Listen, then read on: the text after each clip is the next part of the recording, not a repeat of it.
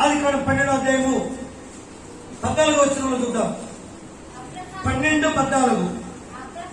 అబ్రహాము ఐగుప్తులో చేరినప్పుడు ఐగుప్తీల ఆ స్త్రీ ఉండుట చూసి ఫరో యొక్క అధిపతులు ఆమెను చూసి ఫరో ఎదుట ఆమెను పొగిడి గనుక ఆ స్త్రీ అతడు ఆమెను బట్టి అబ్రహామునకు మేలు చేసెను. అందువలన అతనికి గొర్రెలు గొడ్లు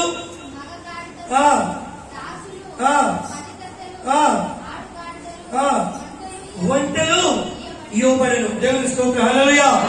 ఈ మాట మనం చూస్తున్నట్టయితే ప్రియమైన దేవుని బిడ్డలారా, నిజంగా దినాలలో కరువు వచ్చింది.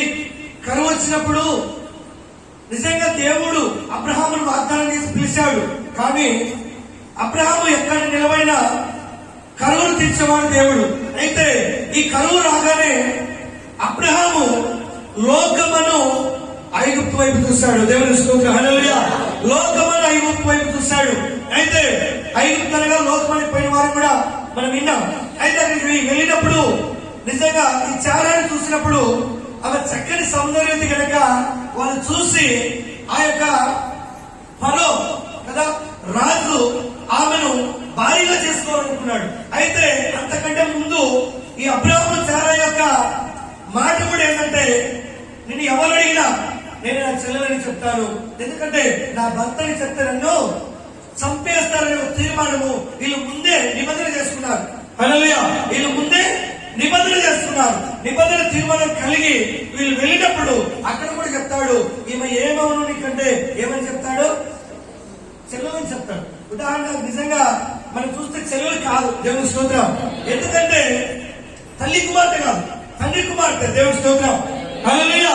అంటే ఈయన ప్రాణానికి భయపడి చెల్లెలని చెప్తా వస్తాడు. అయితే ఇక్కడ వెళ్ళినప్పుడు ఒక శ్రమను తెచ్చుకున్నాడు. అదే ఇప్పుడు మనము కొన్ని మాటలు మనం వినబోతున్నాం. దేవుని స్తోత్రం. అక్కడి నుంచి ఏం తెచ్చుకున్నాడంటే ఆ రాజు ఆ చేరను తీసుకున్న తర్వాత అబ్రహాంకి ఏమిచ్చాడంటే, ఏమిచ్చాడు, అక్కడి నుంచి కొన్ని గొర్రెలను గొడ్లను పనికెత్తలు ఆడగాడు ఒంటలు ఇవ్వడం. అంటే ఇక్కడ పనికెత్తలు. దేవుని స్తోత్రం. పనికెత్తల్లో నుంచి కూడా ఎవరు వచ్చారంటే ఐగుప్తురాలైనటువంటి ఆగర్ వచ్చింది. ఓసారి చెప్పడం. ఎందుకంటే ఆ పనికెత్తలలో నుంచి ఆగర్ను కూడా రాజు ఈయనకు గిఫ్ట్ గా ఇచ్చాడు. ఈ జంతువులతో పాటు ఈ ఆస్తి ఏమైతే ఇచ్చాడో దానితో పాటు కూడా ఐగుప్తురాలైనటువంటి ఏం పేరు, ఆ పేరు ఆగర్. దేవుని స్తోత్రం. హల్లెలూయా. ఆగర్ను కూడా ఇచ్చాడు. అక్కడి నుంచే ఈ సమీక్ష తెచ్చుకున్నాడు. అక్కడి నుంచే ఈ శోధన తెచ్చుకున్నాడు. ఎందుకంటే ప్రియమైన దేవుని బిడ్డలారా, అక్కడికి వెళ్ళటము తర్వాత ఈమెను కూడా తెచ్చుకోవటము నిజంగా అబ్రహాము జీవితంలో మనం చూస్తే పిల్లలు లేకపోవటము కదా. ఆ తర్వాత ఆగర్ని మరి దాసులుగా చేసుకోవటము, ఆమెతో కూడినప్పుడు ఎవరు పుట్టారు చెప్పాలి. ఎవరు పుట్టారు? హల్లెలూయా. ఎవరు పుట్టారు? ఇస్మాయిల్. అదే ఇస్మాయిల్ యొక్క చరిత్ర మనం చూస్తే ఈమె ఎవరంటే ఎవరిమా? ఐగుప్తురాలంటే ఎవరు? ఒక అండిరాలు. దేవుని స్తోత్రం. ఒక అండిరాలు. ఐగుప్తు అంటే లోకం. లోకంలో ఉన్నవారు ఎవరంటే అండిలు. దేవుని స్తోత్రం. మనం చక్కగా వినాలి. అందుకే ఈ మాటకు మనం చూద్దాం. చూడండి, ఇక్కడ ఆదికాండం మనము 16వ అధ్యాయము 1వ వచనం చూద్దాం. అబ్రహాము భార్య అయిన శారయి అతనికి పిల్లలు కనలేదు. ఆమెకు ఆగరును ఎవరేమా? ఐగుప్తురాలైన దాసి ఉండని ఎవరేమా? ఆగరు. ఈమె ఎవరంటే ఐగుప్తు రాలు, ఐగుప్తు హండిరాలు, దాసి ఉండను శారయి. ఇదిగో నేను పిల్లలు కనకుండా యెహోవా చేసి ఉన్నాడు. చూడండి, దేవుడు ఇస్తానని చెప్తే ఈమెలో ఉన్నటువంటి అవిశ్వాసము, అల్ప విశ్వాసం ఎలాంటిదంటే చాలా గొప్పది. అల్ప విశ్వాసం. దేవుడు నాకు బిడ్డలు కనకుండా చేసేను. ఎవరు? దేవుడు చేసిన బిడ్డలు కనకుండా. చూడండి, ఇక్కడ నిజంగా ఐగుప్తుకు వెళ్ళడం సమస్య అయితే అక్కడి నుంచి మరి నిజంగా ఆదరణ ఐగుప్తులైనటువంటి ఆదరణ తెచ్చుకోవడం మరొక సమస్య అయితే చాలా మరొక సమస్య కలిగిస్తా ఉంది. ఇక్కడ దేవుడికి స్తోత్రం. కింది మాట చూద్దాం. నీవు దయచేసి నా దాసితో పొమ్ము, ఒకవేళ ఆమె వలన అబ్రహాముతో చెప్పాను. అబ్రహాము చారాయి మాట వినడు. కాబట్టి అబ్రహాము కనాను దేశంలో ఎక్కడ ఎక్కువ శాతం ఎక్కడున్నాడంటే ఐగుప్తులోనే అక్కడ ఉన్నాడు. తిరిగి ఇప్పుడు ఎక్కడున్నాడు? 10 సంవత్సరాలు ఎక్కడున్నాడు? కానాను దేశంలో ఉన్నాడు. దేవుని స్తోత్రం. 10 సంవత్సరాలు కానాను దేశంలో ఉండేను. తరువాత అబ్రహాము భార్య చారాయి ఐగుప్తురాలను తీసుకొని భార్యగా ఉండినట్లు అతడు హాజరుతో పోయినప్పుడు అది గర్భవతి అయినని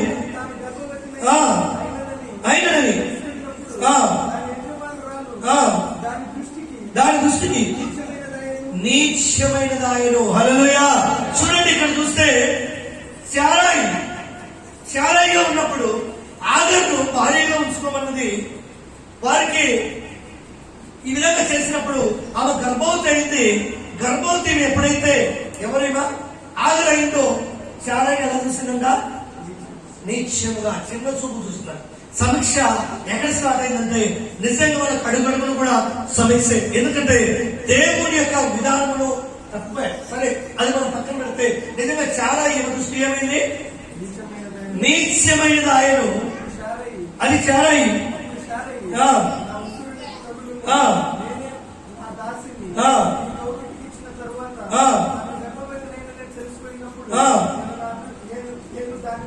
నేను దాని దృష్టికి నీచమైన దానిని నాకును నీకును యెహోవా న్యాయము తీర్చునుగాక అని. అప్పుడు అబ్రహాము, ఇదిగో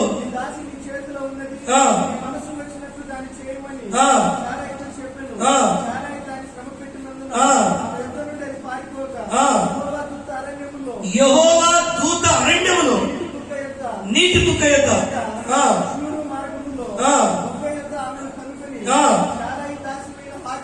శారాయి దాసమైన ఆగరు ఎక్కడి నుండి వచ్చింది? ఎక్కడికి వెళ్తున్నావు? అది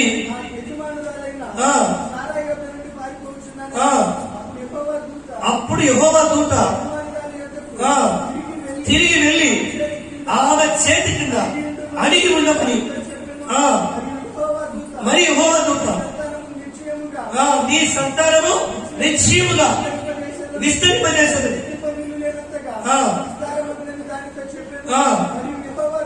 మరి యెహోవా దూత నీ గర్భవతివై ఉన్నావు, నీవు కుమారుని కని అతనికి ఇస్మాయిల్ అని పేరు పెట్టదు. అతను ఎలాంటి వాడంట? అడవిగా అర్థవంటి మనుషుడు. అతని చెయ్యి అందరికి విరోధముగా ఉండును. చూడండి, మాట చక్కగా వినండి. అతని చెయ్యి అందరికి, అందరి చేతులు అతనికి విరోధముగా ఉండును. దేవుని స్తోత్రం. హల్లెలూయా. నిజంగా ప్రియమైన దేవుని బిడ్డలారా, ఆగర్తో దేవుడు మాట్లాడాడు. దేవుని స్వరం వినింది, దేవుని మాటకు లోబడింది.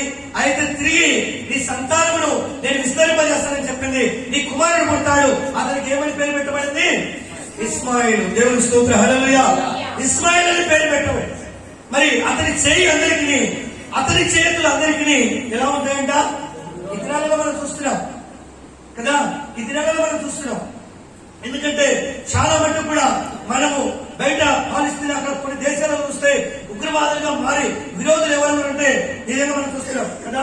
అక్కడ ఒక దాయాదులు ఉన్న వారే వాళ్ళు విరోధులుగా, ఒక క్రిస్టియన్, ఒక ముస్లింస్ ఎక్కడి నుంచి వచ్చిందంట? ఎక్కడి నుంచి వచ్చింది? ఇస్మాయిల్ యొక్క వంశావళి. దేవుని స్తోత్రం. వీళ్ళు ఇరుగురు కూడా ఎవరంటే అన్నదమ్ములుగా ఉంటున్నారు. దేవుని స్తోత్రం. ఈ ఇరుగురు ఎవరంటే ఒక అన్నదమ్ములుగా ఉంటున్నారు. దేవుడు ఒకే దేవుడు ఉంటున్నాడు కనుక అబ్రాహాంకి ఎలాంటి వాగ్దానం ఇచ్చాడు, శారాయి కూడా అలాంటి వాగ్దానమే ఇచ్చాడు. అందుకే వాళ్ళు చాలా మంది ఈ దినాల్లో చూస్తే ఉగ్రవాదంగా మార్చబడ్డారు. ఉగ్రవాదంగా మార్చబడమే కాదు కానీ చాలా మందిని కూడా చూస్తే ఆ విధంగా ఆ దినాల యుద్ధాలు జరిగినప్పుడు మత మార్పిడిగా అంటే యూదులను అట్లా కొంతమంది ముస్లిమ్స్ గా చాలా మంది కూడా మార్చబడ్డారు. అయితే వీళ్ళు ఆశీర్వదించబడిన అందుకే చేసిన వాగ్దానం ఏంటంటే ఇస్మాయిల్ యొక్క వంశముల నుంచి 12 మంది రాజులు వస్తారని చెప్పాడు. దేవుని స్తోత్రం. హల్లెలూయా. ఎందుకంటే క్లారిటీగా ఇస్మాయిల్ యొక్క జీవిత చరిత్ర ఏంటంటే నిజంగా యేసుక్రీస్తు పుట్టిన తర్వాత 6000 సంవత్సరాల తర్వాత భగవంతుడు కొత్త వారికి జన్మిస్తాడు. దేవుని స్తోత్రం. అంటే ఈయన కంటే ముందే చరిత్ర చెప్పిన రీతిగా యేసుక్రీస్తే 600 సంవత్సరాలు ముందు జన్మిస్తాడు. దేవుని స్తోత్రం. అయితే ఇక్కడ మనం చూడాలి, ఇంకా కింద మాట మనం చూద్దాం. అడవి గాడిద వంటి మనిషి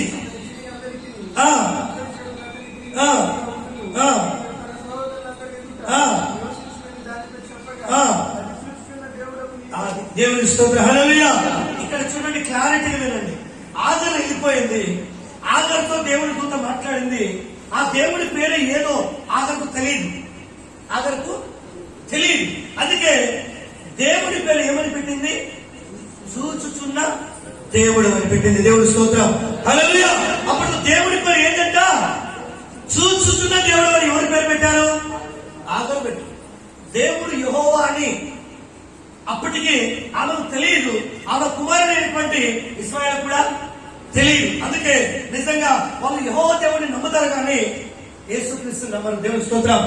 యెహోవా దేవుడిని మాత్రమే దేవుడు అంటారు కానీ అల్లా అంటారు కానీ నిజంగా యేసుక్రీస్తు దేవుడని నమ్మరు. ఎందుకంటే అక్కడి నుంచి వారికి ఏమొచ్చిందంటే వైరం వచ్చింది. దేవుని స్తోత్రం. ఎందుకంటే బైబిల్ చరిత్ర ఇది. దేవుని స్తోత్రం. హల్లెలూయా.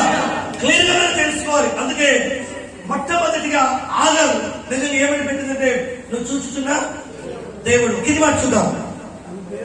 అని పేరుతో అది తనతో మాట్లాడుచున్న యెహోవాకి ఏమని పెట్టింది? చూచుచున్న దేవుడు అని పెట్టింది. దేవుని స్తోత్రం. ఇస్మాయిల్ చూస్తే దేవుడి వరము ద్వారా అబ్రహాము ద్వారా జన్మించాడు. దేవుడు నీ కుమారుడు పుడతాడు, అతనికి ఏమని పేరు పెడతావు? ఇస్మాయిల్ అని పేరు పెట్టు. నీ సంతానం బహుగా విస్తరించులని చెప్పింది. వాళ్ళు నీటి బుగ్గ. దేవుని స్తోత్రం. హల్లెలూయా. నేటి కూడా ఆ పావిన బుగ్గ ఇక్కడ ఉంది. అక్కడ జన్మించి అక్కడికి వెళ్ళారు వాళ్ళు. అందుకే అంతవరకు దేవుడి పేరు పెట్టబడలేదు. అంతవరకు దేవుడి పేరు పెట్టబడలేదు. చూద్దాం చూడండి. ఇక్కడ నిర్గమకాండం 3వ అధ్యాయం 6వ అధ్యాయము 3వ వచనం చూద్దాం చూడండి. 6:3 చూద్దాం. త్వరగా మనం ముగించుకుందాం. నేను సర్వశక్తి గల దేవుడును. హల్లెలూయా. అప్పటికి ఆయన సర్వశక్తి గల దేవుడు, పేరు పెట్టబడలేదు. అందుకే నేను సర్వశక్తి గల దేవుడును. అబ్రహాము, ఇస్సాకు, యాకోబుల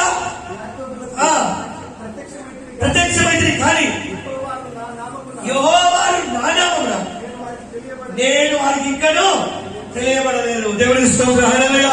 ఎవరికి తెలియబడలేదు?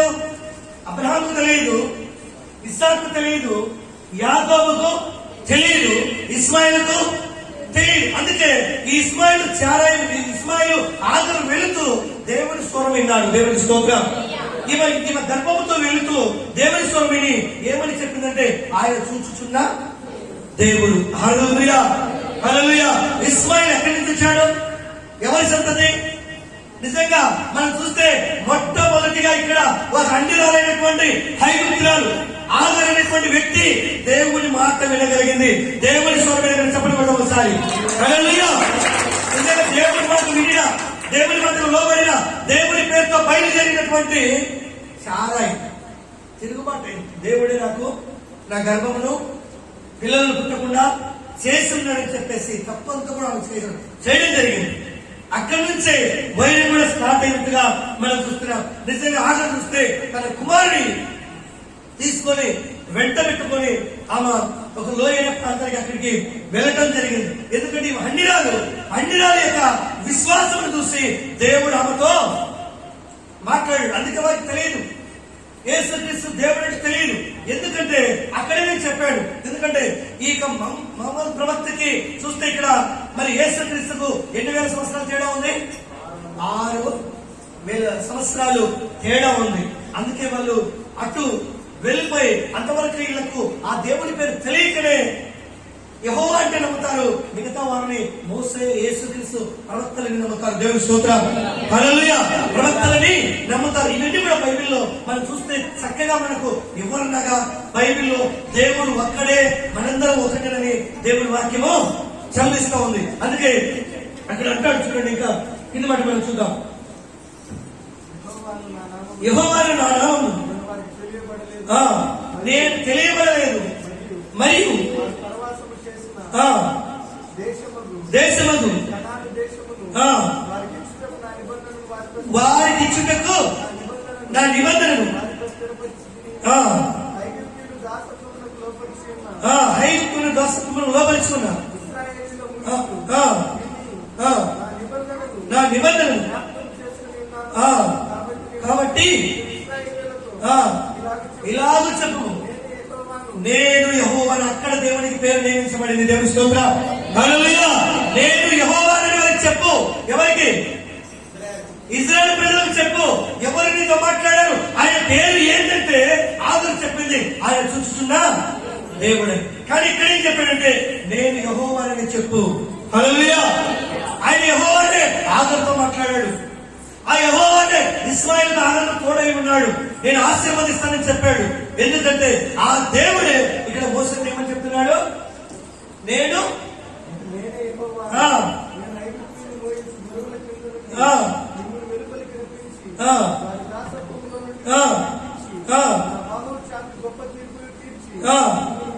మిమ్మల్ని విడిపించి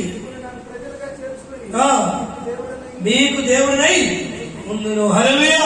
అందుకే దేవుడికి పేరు ఇక్కడ పెట్టబడింది. ఎందుకంటే ప్రేమల దేవుని బిడ్డలారా, ఇశ్మాయిల్ యొక్క మాట ఇంకొకటి కూడా ఇక్కడ 21వ అధ్యాయం చూద్దాం. ఆదికాండం 21:9 చూస్తూ మనం ప్రారంభం చేసుకుందాం. 21వ అధ్యాయము 9వ వచనం. అప్పుడు అబ్రహామునకు ఐగుప్తురాలైన ఆగరు కనిన కుమారుడు నీ దాసిని దీని కుమారుని ఎల్లగొట్టుము. ఈ దాసి కుమారుడు నా కుమారుడైన ఇస్సాకుతో వారసుడై ఉండడని అబ్రహాముతో నేను అతని కుమారుని బట్టి ఆ మాట అబ్రహామునకు మిక్కిలి దుఃఖము కలగజేశాను. అయితే దేవుడు ఈ చిన్నవారి బట్టి నీ దాసిని బట్టి నువ్వు దుఃఖపడవద్దు, చాలా నీలో చెప్పు. ప్రతి విషయంలో నా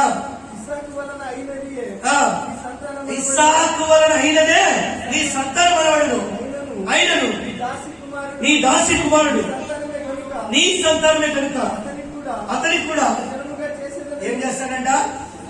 గొప్ప ఒక జనముగా, ఒక జనము. దేవుని స్తోత్రం, హల్లెలూయా. ఒక జనం, ప్రత్యేకమైన జనం, ఒక జనముగా చేసేదను అబ్రహాముతో చెప్పుగా. కాబట్టి ఆహారమును నిలచితిని తీసుకుని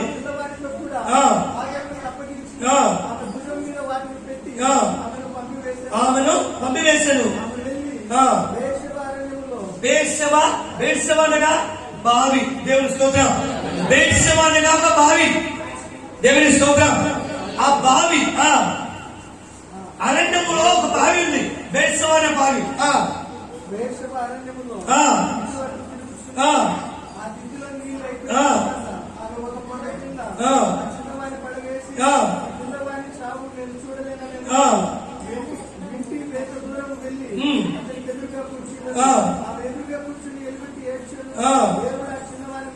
దేవుడు ఎవరు విన్నాడు? ఇస్మాయిల్ మనం విన్నాడు. దేవుని స్తోత్రం. ఆ చిన్నవాడి మనం విన్నాడు, ఇస్మాయిల్ మనం విన్నాడు.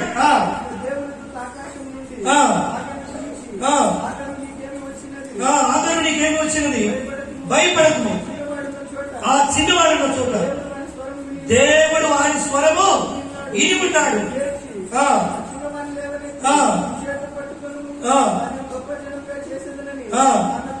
అది అతని గొప్ప జనముగా చేసేదనని ఆమెతో అనెను. దేవుడు ఆ, కన్నులు తెరిచిన ఆ, నీళ్ళను తెచ్చుచి ఆ. వెళ్ళి ఆ తిత్తిని నీళ్ళతో నింపి ఉమ్. చిన్నవారిని త్రాగనిచ్చెను. ఆ. దేవుడు ఆ చిన్నవారికి తోడై ఉండెను. ఆ. అతడు పెరిగి పెద్దవాడై అతడు పెరిగి పెద్దవాడి అరణ్యములో అరణ్యములో కాపురముండి కాపులముండి ఇంద్రుడాయెను. ఏమయ్యాడు? విల్లుకాడు, మంచి వేటగాడయ్యాడు ఇస్మాయిల్. ఎక్కడున్నాడు? అరణ్యములో ఒక బావి దగ్గర అతడు ఉండి రిల్లు వేటగాడయ్యాడు. అతడు పారాను అరణ్యములో ఆ. ఉన్నప్పుడు ఆ. అతని తల్లి ఆ. ఐగుప్తు దేశము నుండి అది అతని తల్లి ఐగుప్తు దేశం నుండి ఒక స్త్రీని తెచ్చి అతనికి పెళ్లి చేశాను. హల్లెలూయా. ఇస్మాయిల్ భార్య కూడా ఎవరంటే ఐగుప్తురాలే. ఆ తల్లి తెచ్చి ఆయనకు వివాహం చేసినట్టుగాను, దేవుని ఆశీర్వాదము వారి బలముగా వచ్చినట్టుగాను మనం చూస్తున్నాం. ఎందుకంటే బెరిసవాని మనం విన్నాం, అనగా ఒక బావి. ఈ రోజు మనం చూస్తూ ఉంటాం, ఎక్కడ మసీదు ఉన్నా కూడా అక్కడ ఏముంటది? ఖచ్చితంగా శుభ్రపరచుకోవడానికి కోనేరు ఉంటుంది, ఖచ్చితంగా బావి ఉంటుంది. ఇవన్నీ కూడా ఎక్కడ రాయబడి ఉన్నాయంటే బైబిల్లో రాయబడి ఉన్నాయి. దేవునికి స్తోత్రం. హల్లెలూయా. ఇవన్నీ కూడా బైబిల్లో రాయబడి ఉన్నాయి. అక్కడ నిజం ఒక బుగ్గ పుట్టింది. ఈ రోజు సత్యం తెలియదు చాలా మందికి. దేవుడు ఒక్కడే, దేవుడు ఒక్కడే. ఒక దేవుడి నుంచి మనం జన్మించాం. అయితే దేవుడు నిజంగా అబ్రాహాము లేకపోతే చాలా చేసిన కొన్ని పనులను బట్టి వారిని ప్రత్యేకమైన జన్మగా నేను చేస్తానని చెప్పాడు దేవుడు. దేవునికి స్తోత్రం. హల్లెలూయా. అందుకే ఈరోజు చూస్తే వారిని దేవుడు బహుగా ఆశీర్వదించాడు. దేవునికి స్తోత్రం. హల్లెలూయా. ఇది ఏ వాగ్దానం అంటే దేవుడైనటువంటి యెహోవా చేసిన వాగ్దానం. ఆ వాగ్దానం ఈ రోజు మనందరిలో కూడా, ఆయన బిడ్డలందరూ కూడా ఏం చేస్తుందంటే నెరవేరుస్తూ వస్తున్నాడు. అందుకే నిజంగా ప్రేమైన దేవుని బిడ్డరా, ఆయన చరిత్ర నిజంగా అక్కడి నుంచి తిరిగి ఆయన వివాహం చేసుకోవటము, అక్కడి నుంచి ఆయనకు పుట్టిన వారే ఈ విధంగా మరి అక్కడే ఉండి వాళ్ళు సపరేట్ అయ్యి కదా, సపరేట్ గా వారికి తెలియదు కనుక దేవుని పేరు. అందుకే ఈ రోజు యెహోవా దేవుడు మాత్రమే అదొక శక్తి అని నమ్ముతారు. దేవునికి స్తోత్రం కదా. ఈ మాటలన్నీ కూడా బైబిల్లో మనం చూస్తున్నాం. ఎందుకంటే ఇస్మాయిల్ యొక్క చరిత్ర మనం చూస్తే ప్రేమైన దేవుని బిడ్డలారా, అక్కడ ఎవరంటే నిజంగా మనకు అర్థమైపోతూ ఉంది కదా. మనకు తండ్రి ఒకడు, తల్లులు ఇద్దరు. దేవుని స్తోత్రం. తండ్రి అబ్రహాం ఒకడే, కానీ తల్లులు ఇద్దరు. కానీ ఇక్కడ మనం చూస్తే మరి ముస్లిం సహోదరులు మనం ఏమైనా ఉంటే చిన్నమ్మ పెద్దమ్మ అంటే దాయాదులు అయినారు. దేవుని స్తోత్రం. వాక్యంలో మనకి క్లియర్ గా చూస్తే, చరిత్రలో క్లియర్ గా చూస్తే నిజంగా ఇవన్నీ కూడా మన బైబిల్లో ఉంటున్నాయి. కనుక ఈ విధంగా మనం ముందు కదా దేవుడు ఈ మాటలు తన వీటిలో దేవుడు దీవించును గాక. హల్లెలూయా.